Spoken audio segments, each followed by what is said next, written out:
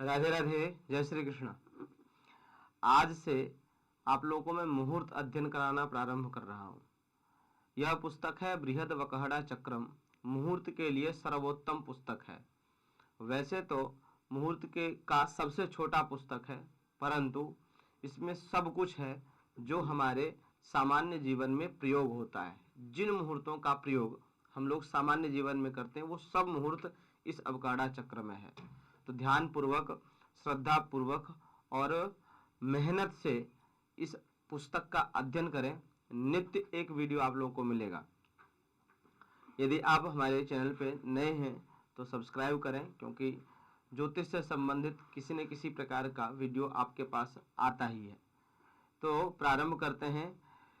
ये पुस्तक है बृहद्वकहड़ा चक्र, मंगलाचरण है। सूर्य चंद्र मुखा नत्वा ग्रहान गणपतिम तथा ज्योतिष शास्त्र प्रवेशाय वकहड़ा चक्र मुच्यते। ज्योतिष शास्त्र में प्रवेश करने के लिए अवकहड़ा चक्र का रचना करते हैं।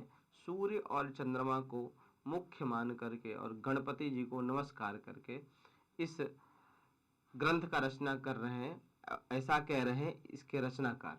अगला श्लोक है आदित्यश्चंद्रमा भौमो बुधश्चाथ बृहस्पति। देखिए, शुरुआत में बहुत कुछ ऐसा है जो सामान्य है, जो सभी लोग जानते हैं, परंतु यदि पुस्तक का अध्ययन कर रहे हैं तो हम शुरू से लेकर के अंत तक करेंगे तो अच्छा रहेगा।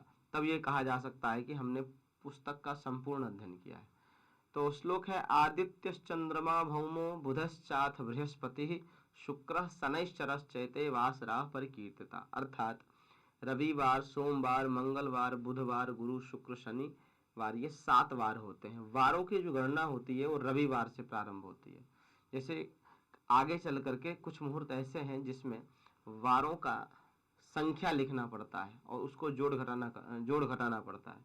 तो उसमें क्या होता है, जैसे उन्होंने कहा कि गुरुवार की संख्या को ले लीजिए, तो गुरुवार की संख्या क्या है, तो रविवार, सोमवार, मंगलवार, बुधवार, गुरुवार 5 है। रविवार की संख्या 1, सोमवार की संख्या 2। यदि वारों की संख्या की बात आई तो जैसे आज वार है मंगलवार, तो आज के दिन कौन सा वार संख्या है, तो रविवार, सोमवार, मंगलवार 3 नंबर वार है। तो ये कार्य आगे समझ में आगे के लिए आपके लिए है। आगे अगला श्लोक जो है वो शुभाशुभ वार, शुभ और अशुभ वार कौन होते हैं। सामान्य रूप से है गुरुश्चंद्रो बुध शुक्र शुभावारा शुभे स्मृता क्रूरास्तु क्रूर कृत्येषु ग्राह्या भौमार्क सूर्यजा। अर्थात गुरुवार, इसको नोट कर सकते हैं आप, चाहे ना तो मुहूर्त का अच्छा सा एक नोट तैयार कर सकते हैं इस वीडियो को देख करके, ठीक है। यदि आप लोगों को ज्योतिष से संबंधित कोई भी प्रश्न है आपके पास, या इसमें जो मैं अध्ययन करा रहा हूँ कुछ समझ में नहीं आता है, तो कमेंट करके पूछ सकते हैं। और ज्योतिष से संबंधित कोई बात हो तो नंबर दिया जा रहा है, उस पर संपर्क कर सकते हैं। ऑनलाइन अध्ययन करना चाहते हैं, लाइव क्लास में जुड़ना चाहते हैं तो भी संपर्क कर सकते हैं। गुरुश्चंद्रो बुध शुक्र शुभावारा शुभे स्मृता क्रूरास्तु क्रूर कृत्येषु ग्राह्या भौमार्क सूर्यजा। गुरुवार, सोमवार, बुधवार और शुक्रवार, ये 4 बार शुभ वार कहे गए हैं। और क्रूरास्तु क्रूर कृत्येषु ग्राह्या भौम अर्क सूर्यजा। मंगलवार, रविवार और शनिवार, ये 3 वार को क्रूर एवं पाप वार माने गए हैं। शुभ वार में शुभ काम करने चाहिए और क्रूर वार में क्रूर काम करने चाहिए, पाप कर्म करने चाहिए। आप कहेंगे कि पाप करने के लिए भी कोई मुहूर्त होता है? नहीं नहीं, इसका मतलब ये है कि शुभ वार में शुभ कार्य करिए और क्रूर वार जो है रविवार, शनिवार, मंगलवार, इस दिन कोई भी शुभ कार्य नहीं करना चाहिए, इसका मतलब ये, ठीक है। सोमवार शुक्ल पक्ष में ही शुभ माना जाता है, कृष्ण पक्ष का सोमवार अच्छा नहीं माना जाता है। लेकिन इसमें भी अभी आगे शोध करने की बात है। अगला कुछ 2-3 श्लोक, 4 श्लोक के बाद इस पे भी शोध होगा कि सोमवार शुक्ल पक्ष में किस तिथियां शुभ होती हैं, कृष्ण पक्ष की कौन कौन सी तिथियां शुभ होती है। कृष्ण पक्ष का भी तिथि शुभ होता है और शुक्ल पक्ष का भी तिथि अशुभ होता है। अभी आगे पढ़ेंगे। अगला श्लोक है आवश्यके वार दोष परिहार। यदि आवश्यक है तो इन वार का दोष परिहार हो जाता है। वैसे इस श्लोक का विशेष करके जो कार्य है और इसका जो महत्व है, ये यात्रा प्रकरण में हमें विशेष समझ में आता है। लेकिन कोई बात नहीं, पढ़िए और यात्रा प्रकरण जब अध्ययन करेंगे हम लोग, उस समय इस श्लोक को और भी आपको अच्छी तरह से समझा दूंगा। श्लोक कह रहे हैं कि नवार दोषा प्रभवन्ति रात्रौ देवेज दैत्येज दिवाकराणाम दिवा शशांकारकज भूसुतानाम सर्वत्र निंद्यो बुधवार दोषा। अर्थात नवार दोषा प्रभवन्ति रात्रौ, रात्रि में वार का दोष नहीं होता है। कौन कौन सा कह रहे हैं? आवश्यक कार्य में सूर्य गुरु शुक्र ये 3 वार जो हैं इनमें रात्रि में दोष नहीं होता है। अब क्या है ये रात्रि में दोष? देखिए बहुत कार्य ऐसे हैं, आगे जब मुहूर्त पढ़ेंगे तभी तो शुरुआत है, तो उसमें बताएंगे कि ये काम गुरुवार को मत करिए, ये कार्य सूर्य यानी रविवार को मत करिए, अमुक कार्य है इसको शुक्रवार को मत करिए। परंतु यदि आवश्यक है रविवार के दिन ही वही कार्य करना है जो रविवार को मना किया गया, तो आप रात्रि में कर सकते हैं, रविवार की रात्रि में कर सकते हैं, क्योंकि रविवार का दोष रविवार की रात्रि में नहीं लगता है। जो कार्य गुरुवार को मना किया गया कि गुरुवार को नहीं करना है और आपको बहुत जरूरी है, करना ही है, उसके बिना हो ही नहीं सकता है, रह ही नहीं सकते हैं, तो उस कार्य को गुरुवार के रात्रि में कर सकते हैं आप। तो ये आवश्यक दोष परिहार, वार दोष का परिहार है। फिर कहते हैं हो सकता है, अर्थात इन दिन में जो कार्य निषिद्ध है उसे रात्रि में किया जा सकता है। इसी प्रकार सोम शनि मंगल ये 3 बार, सोमवार शनिवार मंगलवार को रात्रि निषिद्ध कार्य दिन किया जा सकता है।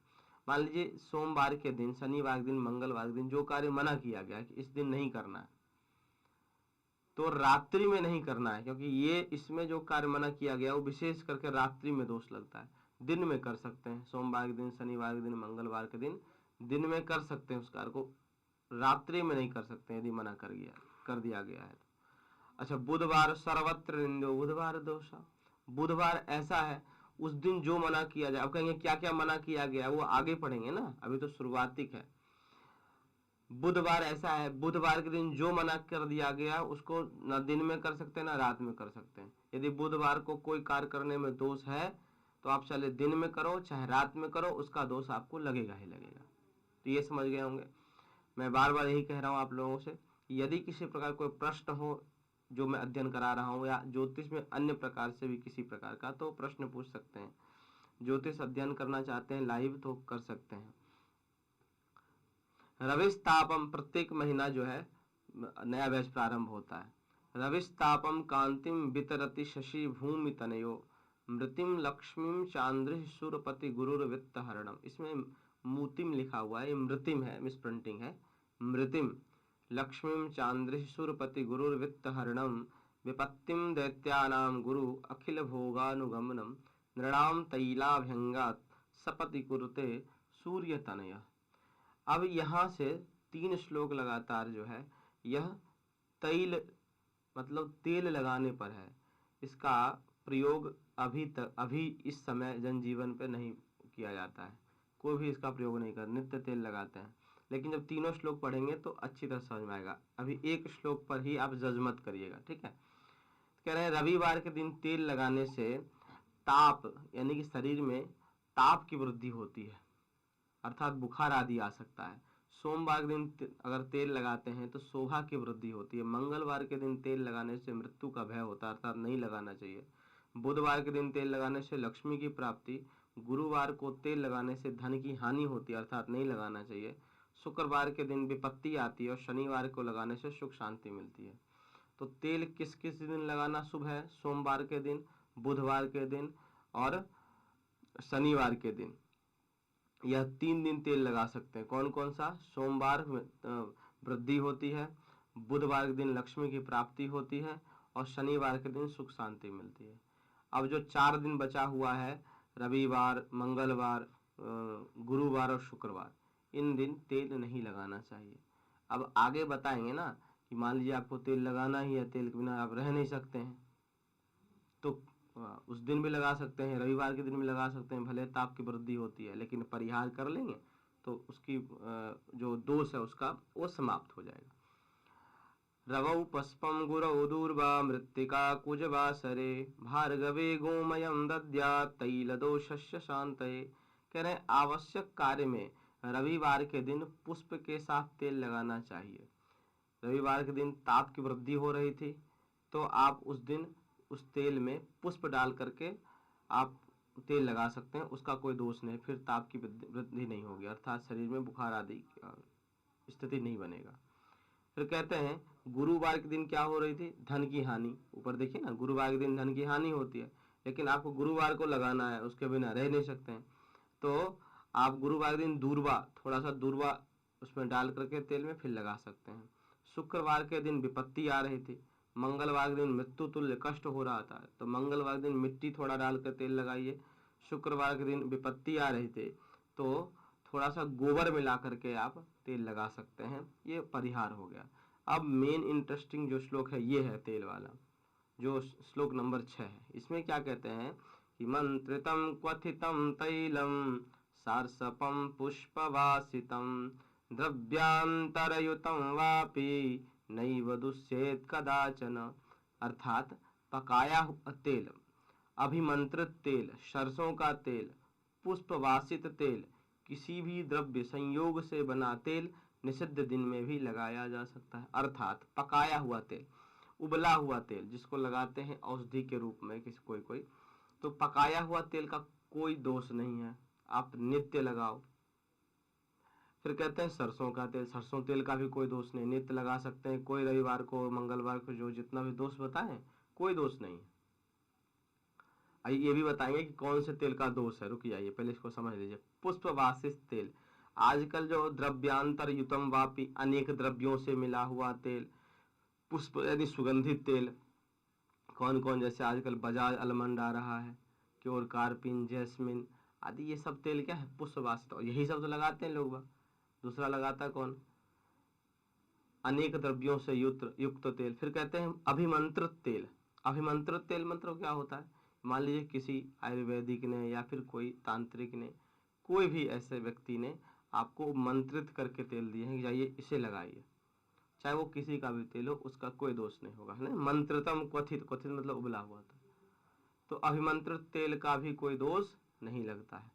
तो बात आई ना, तो इसका जब सरसों का भी नहीं लगता है, अभिमंत्रित आदि नहीं लगता है, और जो हम लोग नॉर्मली लगाते हैं उसका जो दोष नहीं लगता, दोष लगता किसका है, देखिए ये जो है ना दोष तिल के तेल का बता रहे हैं, तिल के तेल का दोष लगता है, वो हम लोग प्रयोग ही नहीं करते हैं। तो ये श्लोक, जो तीनों श्लोक है, वो अभी के लिए जन समूह पर लागू नहीं होते हैं, बस जानना जरूरी है, पुस्तक है इसलिए अध्ययन करा रहे हैं।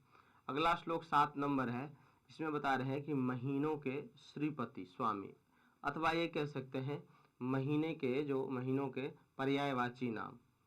आप सुने होंगे रामायण जी में कि नौमी तिथि मधुमास पुनीता, शुक्ल पक्ष अभिजित हरिप्रीता। अर्थात नौमी तिथि मधुमास अर्थात चैत्र मास, ये महीना जो है, मधु मतलब चैत्र, कैसे है ये पहले समझ लीजिए। मधु महीना मतलब चैत्र का महीना, चैत्र महीना को मधु कहते हैं। माधव मतलब बैसाख, ये हिंदी महीना तो आप लोग जानते होंगे, ये पर्यायवाची नाम है। आगे चल करके श्लोकों में यदि इनको ज्येष्ठ माह कहना होगा तो शुक्र लिख देंगे, यदि इनको आषाढ़ मास कहना होगा शुचि लिख देंगे, चैत्र मास कहना होगा तो मधु लिख देंगे। तो यदि हमको पहले पता होगा तब ना, मधु मतलब कौन सा महीना, बैसाख मतलब कौन सा, माधव मतलब कौन सा महीना, तभी तो समझ में आएगा ना, इसलिए यह जरूरी है। नभ मतलब श्रावण महीना, नभस्य मतलब भाद्रपद, ईस्क मतलब आश्विन, ऊर्ज मतलब कार्तिक, सह मतलब मार्ग से, सहस्य मतलब पौष, तपह मतलब माघ, तपस्य मतलब फाल्गुन। ये 12 वर्ष हैं, इनके पर्यायवाची नाम है, इसको भी नोट करना चाहिए। इसकी आवश्यकता, इन तीनों श्लोक की आवश्यकता नहीं है, इसकी जरूरत है, ये आप नोट कर सकते हैं अगर चाहें तो, यदि अध्ययन के रूप में देख रहे हैं हम, नहीं केवल सुन रहे तो कोई बात नहीं।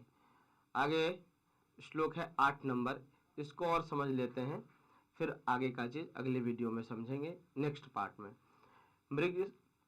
मृगादिराशे द्वयभानुयोगात् षडर्तवः स्यो शिशिरो वसन्तः ग्रीष्मश्च वर्षाश्च शरश्च तद्वद् धेमन्तनामा कथितश्च षष्ठः। मकर के सूर्य से, दो दो राशि के सूर्य से शिशिर आदि 6 ऋतुएं होती हैं। देखिए कुल मिलाकर के 6 ऋतुएं होती हैं, वो कब से प्रारंभ होती है वो पहले क्रम समझिए, ऋतुओं का क्रम क्या है। 6 ऋतु हैं। सबसे पहला जो ऋतु है वह शिशिर ऋतु है। ये नोट करने वाली बात है, तब समझ में आएगा अच्छी तरह से। सबसे पहला शिशिर, दूसरा बसंत, तीसरा ग्रीष्म। शिशिर, बसंत, ग्रीष्म, वर्षा, शरद और हेमंत, ये क्रम से है, एक दूसरे के बाद है। शिशिर, वसंत, ग्रीष्म, वर्षा, शरद और हेमंत। अब शिशिर, सबसे पहला क्या है? शिशिर। ये कब से प्रारंभ होगा? ये शिशिर ऋतु जो है यह मकर संक्रांति जिस दिन होती है उस दिन प्रारंभ होता है, अर्थात 15 जनवरी 14 जनवरी के दिन मकर संक्रांति प्रारंभ होता है। तो मकर संक्रांति जिस दिन से होगा उस दिन शिशिर ऋतु प्रारंभ हो जाएगा। और कब तक शिशिर ऋतु रहेगा? जब तक सूर्य मकर राशि में है और कुंभ राशि में। एक राशि में सूर्य 1 महीना रहते हैं, तो 2 राशि में सूर्य 2 महीना रहेंगे, अर्थात एक ऋतु 2 महीने की होती है। कुल मिलाकर के 6 ऋतुएं होती हैं। तो कुल मिलाकर के कितने ऋतु हो गए? 6 ऋतु हो गए, तो कितना महीना हो गया? 12 महीना हो गया। तो ऋतु समझ में आ गया आपको। 15 जनवरी के दिन शिशिर ऋतु प्रारंभ होती है। अब 2-2 महीना लगा लीजिए सभी ऋतु। क्रम आपको पता है कि शिशिर पहला, दूसरा बसंत, तीसरा ग्रीष्म, फिर वर्षा, फिर शरद, फिर हेमंत। 2 महीना शिशिर ऋतु रहेगा 14 जनवरी से 2 महीना तक। फिर उसके बाद 2 महीना बसंत ऋतु, फिर उसके बाद 2 महीना ग्रीष्म ऋतु, फिर उसके बाद वर्षा, फिर उसके बाद शरद, फिर उसके बाद हेमंत। चलिए आप लोगों को एक टास्क दे दें कि ये बताइए कि अगस्त के महीने में 25 अगस्त में कौन सा ऋतु रहेगा? 2-2 महीना जोड़ना आपको। 15 जनवरी से शिशिर ऋतु होता है 2 महीना, 15 जनवरी से 15 मार्च तक शिशिर ऋतु, उसके बाद 2 महीना बसंत ऋतु, फिर उसके बाद 2 महीना ग्रीष्म, इसके बाद वर्षा, फिर हेमंत, शरद, फिर हेमंत। इस प्रकार से 6 ऋतुएं होती है। आगे का चर्चा हम लोग अगले वीडियो में करेंगे। अयन ज्ञान, इसमें यह भी बताएंगे आपको अयन ज्ञान में कि सूर्य कैसे परिवर्तन करते हैं, सूर्य संक्रांति क्या होती है, उत्तरायण क्या होता है, दक्षिणायन क्या होता है, उत्तरायण में क्या करना चाहिए नहीं करना चाहिए, ये सारी चीज़ों की गणना, और किस तिथि में क्या कार्य करना चाहिए, शुक्ल पक्ष में कौन कौन सी तिथियां शुभ हैं, कृष्ण पक्ष की कौन कौन सी तिथियां शुभ हैं, ये सारी चर्चाएं हम लोग अगले वीडियो में करेंगे। आज के लिए इतना ही, पुनः मिलते हैं अगली वीडियो में। राधे राधे।